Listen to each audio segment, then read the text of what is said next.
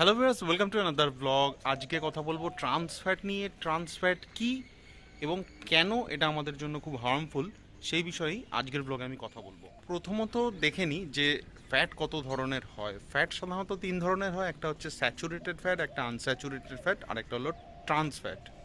তো এই trans fat কীভাবে উৎপন্ন হয়? এই ট্রান্স ফ্যাট বিভিন্ন ভেজিটেবল অয়েলের পার্শিয়াল হাইড্রোজেনেশনের মাধ্যমে, অর্থাৎ ভেজিটেবল অয়েলের মধ্যে হাইড্রোজেন অ্যাটমকে অ্যাড করা হয়। তার ফলে কি হয়?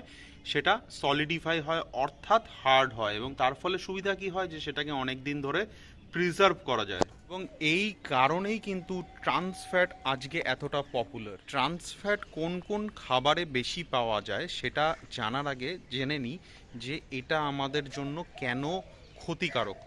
এটা আমাদের শরীরে ব্যাড কোলেস্টেরল অর্থাৎ এলডিএল, যাকে বলা হয় লো ডেনসিটি লাইপোপ্রোটিন, তার অ্যামাউন্টকে বাড়ায়।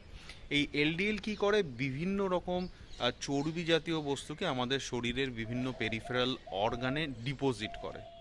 অপরদিকে এইচডিএল বা হাই ডেনসিটি লাইপোপ্রোটিন, যাকে বলা হয় গুড কোলেস্টেরল, যেটা বিভিন্ন চর্বি জাতীয় বস্তুকে আমাদের শরীর থেকে লিভারের মাধ্যমে নির্গত করতে সাহায্য করে, সেই এইচডিএল এর লেভেলকে কিন্তু কম করে ট্রান্স ফ্যাট।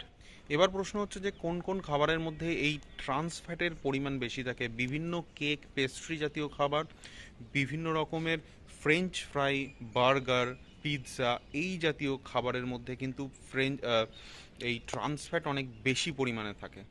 তাহলে প্রশ্ন হলো, এই খাবারগুলো কি একদমই নেওয়া যাবে না?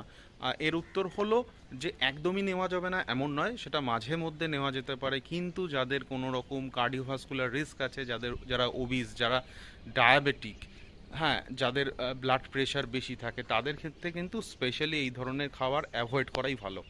ভিডিওটি ইনফরমেটিভ মনে হলে ভিডিওটিকে একটি লাইক দিতে ভুলবেন না, এবং যদি মনে হয় যে ভিডিওটি কারোর প্রয়োজনে আসতে পারে, অবশ্যই কিন্তু আপনি সোশ্যাল মিডিয়াতে শেয়ারও করতে পারেন। আমার ফেসবুক পেজের লিঙ্ক নিচে ডিসক্রিপশন বক্সের একদম প্রথমেই দেওয়া আছে, লিঙ্কটিতে ক্লিক করে পেজটি ভিজিট করুন এবং অবশ্যই ফলো করুন।